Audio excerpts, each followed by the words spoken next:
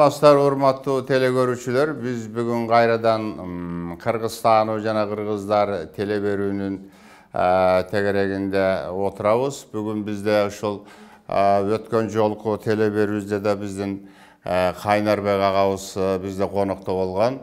Кайнарбек ага тууралуу мен дагы бир жолу көрөрмандарга эскерте кетейин. Бул ар тараптуу, көп кырдуу, чоң бир талантты алып жүргөн, көп касиеттерди алып жүргөн биздин Кыргыздын бир мыкты уулдарынын бири. Бул киши журналист, чоң көрүнүктүү жазуучу, романдарды Жаңгороз бий деген жана башка көп романдарды жазган, санжыраларды жазып жүргөн, жана бүгүнкү күнү өзүнүн бир ошол илимий изилдөөлөрүн, тарых темасында илимий изилдөөлөрүн жыйынтыктап, ошону бир илимий наам алуунда туруп атат. Бул боюнча сизге ийгилик каалайбыз, Кайнеке. Жакшы ошо илимий кеңештен жакшы жактап өтүп, ошону бекемдеп коюңуз. Бул да бир расмий өзүнчө бир даража наам экен. Ансыз деле сиз өзүңүздүн окумуштуу изилдөөчү катарында биздин көрөрмандар сиздин чыгармаларыңызды окугандар абдан жакшы билишет. Бүгүнкү күнү биз дагы бир маселе өткөн жолку да сиз менен ушу Ниязалынын келиндерин эркөгү деген бир кызык күүсүн ойноп бердиңиз эле. Сиз эми мына бүгүн 21-кылымдын ушу башталышында жашап атабыз да. Көп нерселер бизде тарыхка кетип калды. Бизде мына ушу жерде Ишенил Арабаев атындагы университеттин ректору Абдурахман Төлөабыловичтин бир азыр кызык бир теманы көтөрүп жүрөт да, эпикалык эл жөнүндөгү бир маселени илимий деңгээлде көтөрүп жүрөт. Ал айтып атат да, мына бүгүн эпикалык эл деген бардыгы тарыхка кетти дейт. Алардын урпактары жашап атат бирок ошол эпикалык аң сезим, эпикалык багы айтуучулар, эпикалык акындар, ушулардын бардыгы кетти, жок болду. Бүгүн цивилизация өзүнүн талабына жараша, бүгүнкү күндүн талабына жараша өзүнүн өнөр посторун чыгарып атат дейт. Ошонун ичинде эң кызык бир феномен бул кыргыз эпикалык эл, байыркы эл катарында ошол өзүнүн эпикалык ой жүгүртүүсүн, эпикалык айтуучуларын жоготпой келаткан эл экен деп азыр ошол бир илимий макалаларын жарыялап жүрөт да. Мына мисалы үчүн биздин манасчылар бүгүн кайрадан өзүнүн бир жаралуу доорун башынан өткөрүп атат. Төкмө акындар. Біз ойлогонбуз ушу Замирбек Үсөнбаев менен бул акыркысы болот го. Бул эми мындан бул жакка техниканын, илимдин заманы. Биз ушулардан эми башка дүйнөнүн элдеринде эле бизде дагы бул төкмө акындар жок болот дегенбиз. Бүгүн мына Аалыдай сыяктуу, Замирбектей сыяктуу, кайра биздин башка да бир жаш абдан бир мыкты таланттуу төкмө акындар чыкканда азыр кадимкидей кыргыз жыйылып көрүп, тамшанып кайрадан угуп атабыз да. Демек бул өлбөй турган бир өнөрлөрдүн бири экен деп ойлоп атам да. Мына ушул күүлөрдүн, ошондой сөз өнөрүнүн ичинде байыркы арийлердин бир мифинде бар да, күү өнөрү тургандыгы болот. Ушу сөздөн кийин адамга берилген эң чоң касиеттин бири күү өнөрү деп эсептелет да. Бул күүдү эми бир ошо касиет берген адам эле чертип, ошол ойноп түшүндүрбөсө, калганыбыз угуп жүрөгүбүз менен сезебиз, бирок көп нерселерин түшүнбөй калышыбыз мүмкүн. Бизде ошо Карамолда атабыздай, Мураталы атабыздай, Ниязалы атабыздай чоң залкар дүйнөлүк масштабта, ал биз дүйнөгө алып чыга элек биз аларды дагы. Ошо Виноградов, Затеев сыяктуу чоң окумуштуулар гана айтпаса, кыргыз кийинки ушу Балбай ала ушул агаларыбыз изилдеп. Ушулар айтып, ушулар ошо чогултуп ошолор жөнүндө ушуну алып келди. Бирок биз ошол комуз менен кайрадан күү чыгаруу бизде түгөнгөн жок да. Азыр кайрадан дагы бир кызыгуу ушуга жүрүп аткандай. Жанагы элдик маданият, элдик күүлөрдү, элдик ырларды кайра бир жандануу процесси башталып аткандай болуп атат да. Мына ушулардын ичинде ошол улуу муундун өкүлдөрүн, залкар күүчүлөрдүн жолун улап келаткан биздин таланттуу уулдарыбыздын бири сизсиз. Мына ошол өзүңүз ушу комузду чертип, ошо залкарлардын күүлөрүн ойноп, ошону менен бирге өзүңүз дагы күүлөрдү чыгарып келатасыз да. Ошо күүлөрүңүздүн ичинде кыргыздын бүгүн телерадиосунун алтын фондунда бир нече күүлөрүңүз жазылган. Андан башка обондоруңуз чыгарып эл арасында ырдалып келатат. Бүгүн сиз ушул боюнча бир өзүңүздүн күүңүздү, бирин экин бир күүлөрүңүздү чертип, анын бир жаралыш тарыхына токтолуп, Бул күүлөрдүн дагы өзү негизи кыргыздын бир улуттук аң сезимин калыптандырууда эмне ролу бар? Ошол боюнча бир өзүңүздүн бир ой пикир ушуну бир бөлүшө кетсеңиз. Мынакей жанагы сиз айткандай биздин мына эпикалык чыгармалар. Ошон үчүн ошону түзгөн кыргыз эли. Мына Манасты окуп көрсөңүз, ошонун ичинде комуз жөнүндө айтылып атат. Мындан башка мынакей бул комуз дегенде бул жалаң эле комуз аспапты элестетпей, биз кыргыздын күүсүн элестетебиз. Ошо менен эле жанагыдай аткаруучулук оончулардыноондорун элестетебиз да. Бул өзү күү деген мындайча алганда мен айтат элем, бул симфония менен эле барабар чоң чыгарма. Муну эгерде оркестрлештиргенде ар бирине бір партиялар жазып өзүнчө койгондо бул өзү чоң бир аудан эмени түзө турган чыгарма да. Анан ушул күүдүн өзүнө келгенде бул күүдүн өзү сөзсүз эле бир тарыхка байланышат. Тарыхка байланышат. Мейли доор болобу, арман күү болобу, кербез күү болобу, башка кара күүлөр болобу, булардын өзүнүн тарыхы абдан алганда кенен да. Анан Чыгыш себептери бар да. Чыгыш себептери бар. Ар бир нерсенин тарыхы бар да. Мынакей азыр айтканда мынакей жаңылануу доорунда бул адам деген өзү бир орунда турбайт экен. Мына жана сиз айткандай акындар азайып калды дегенде бул эмнеге буларга көңүл бурса, биздин көрөңгөдө толуп аткан эмелер бар экен да, өнөрчүлөр. Ошонун ичинде да комузчулар. Мына азыр комузчулардан жаш балдар абдан каты чыгып келатат. Ушуларды көргөндө комузун чертип, мынакей жакында мен Чыңгыз агабыздын 90-жылдыгын Москвада Октябрь залында кыргыздардын өнөрпоздору барып оюн койгондо, ошонун ичинде Закирбек деген баланын күү черткенин Москвадагы окуп жүргөндөр салып жибериптир.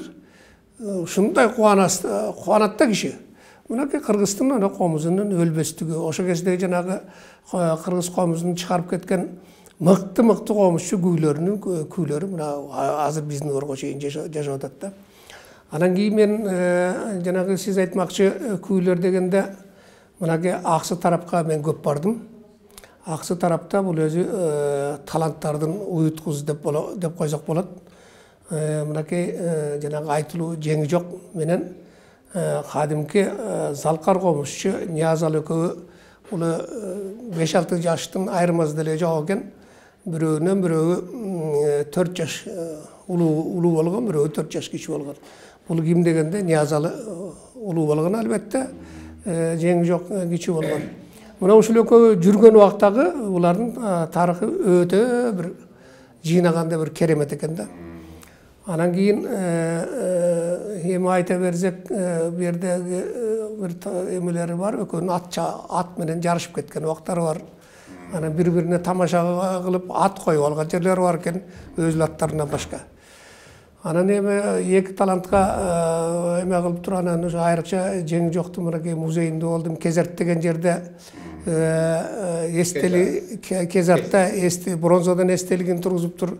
Бул жерде болдум.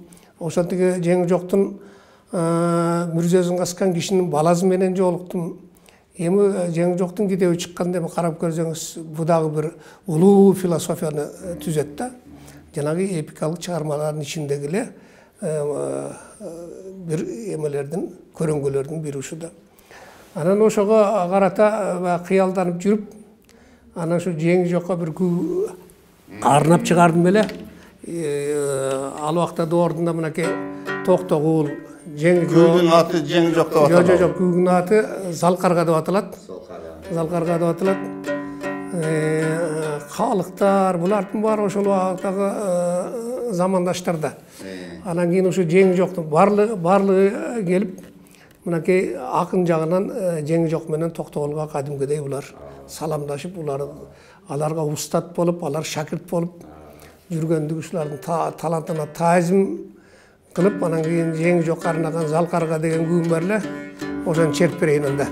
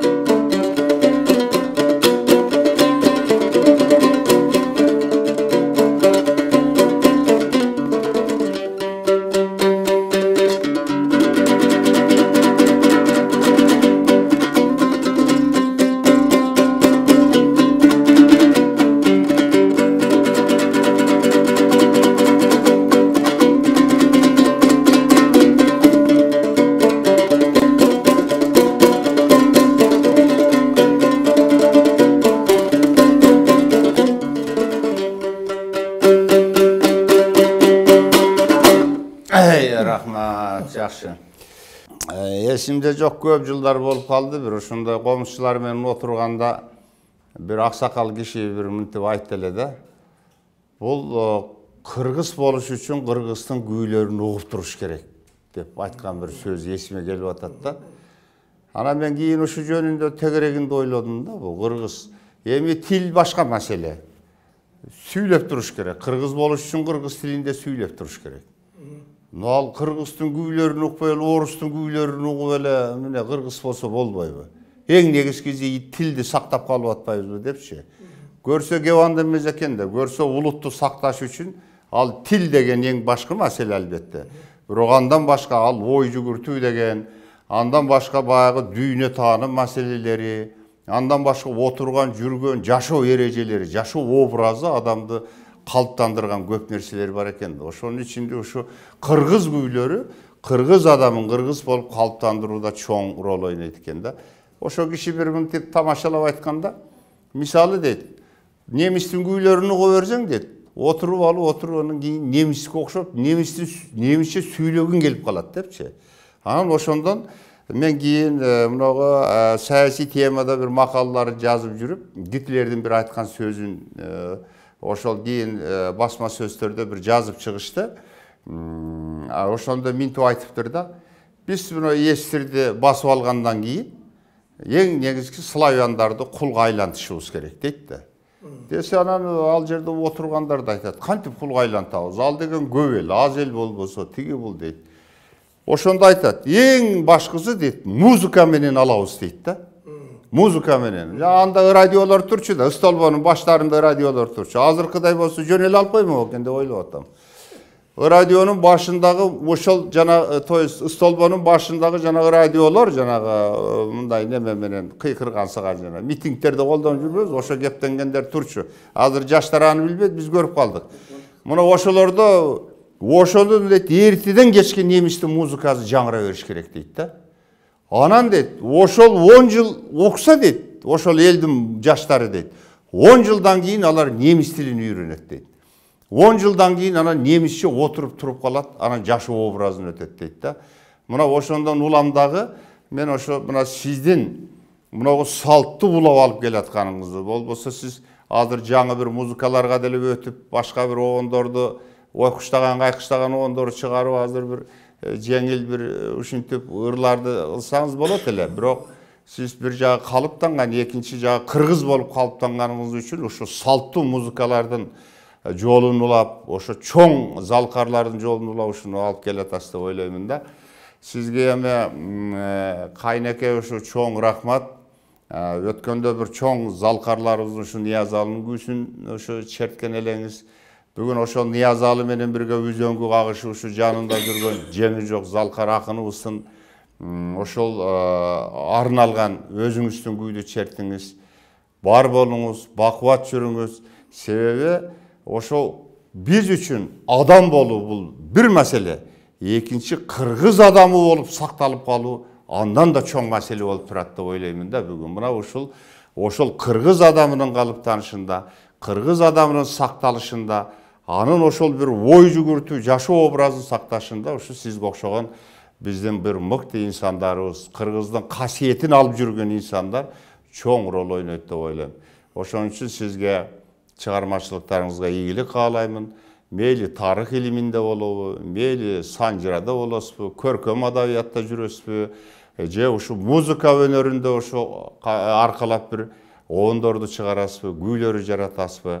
Ушу бар болуңуз, ушу сиздин жараткандарды ушу угуп, кыргыз ушу өзүнүн кыргыз экендигин таанып билип, өзүнүн жолун уланта берсин. Сизге чоң рахмат келгениңизге.